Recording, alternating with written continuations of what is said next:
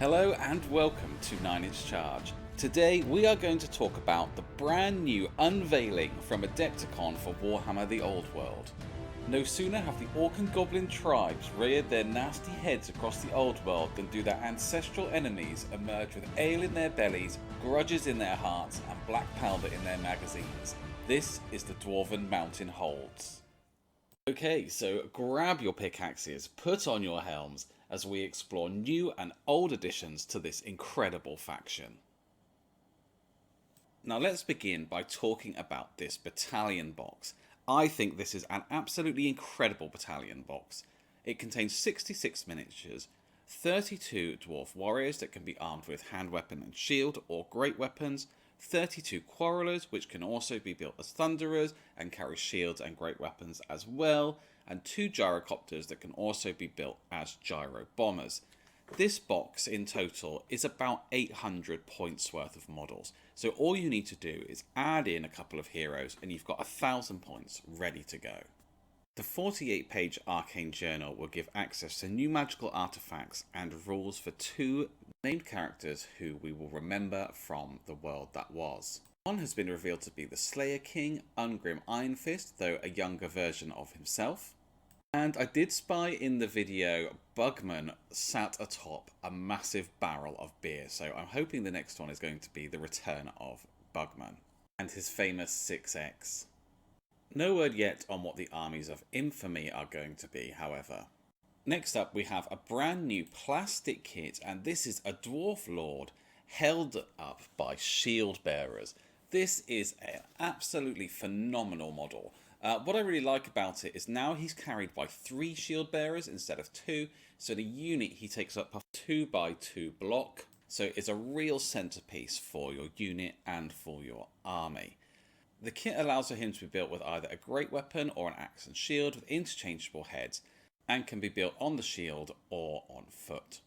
Next up we have a Dwarfen Thane stood on an Oath Stone carrying a handgun. This is a brand new model in Forge World resin, and coming along with him, also in Forge World resin, is the Slayer King himself, Ungrim Iron Fist. And look at the size of that axe, absolutely incredible.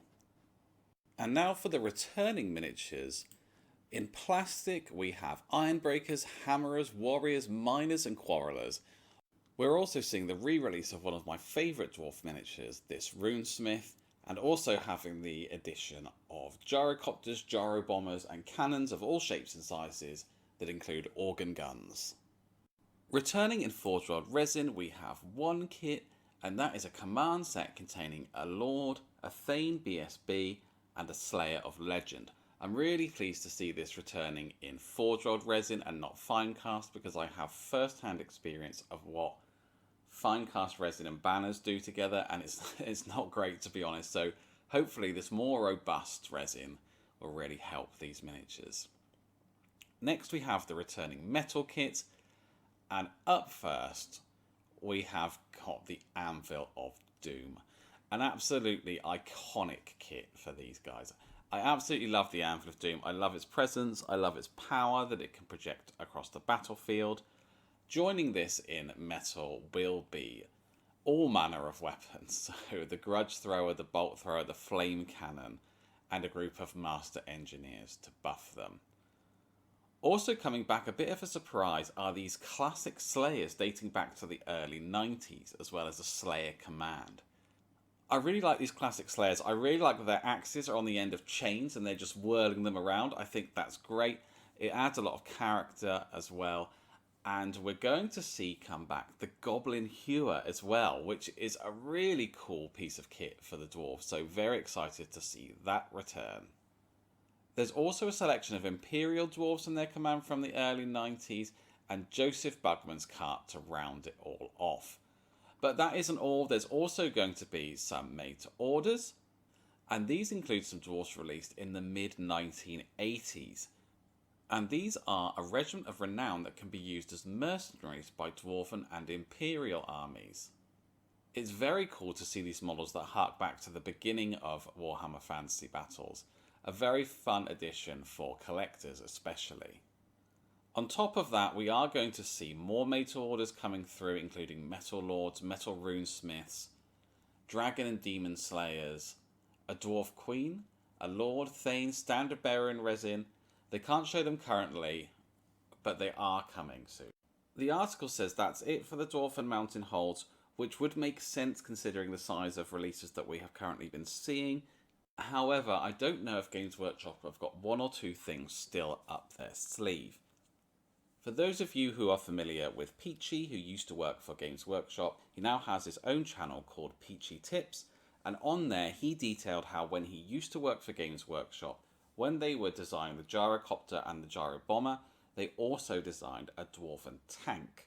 And on his channel he speculated if we would see the return of this model that never saw the light of day. In fact, the only place that it was ever seen was it formed part of the base of Through the Tree Man in the Wood Elf range, where he was stood over a part of it that had been broken.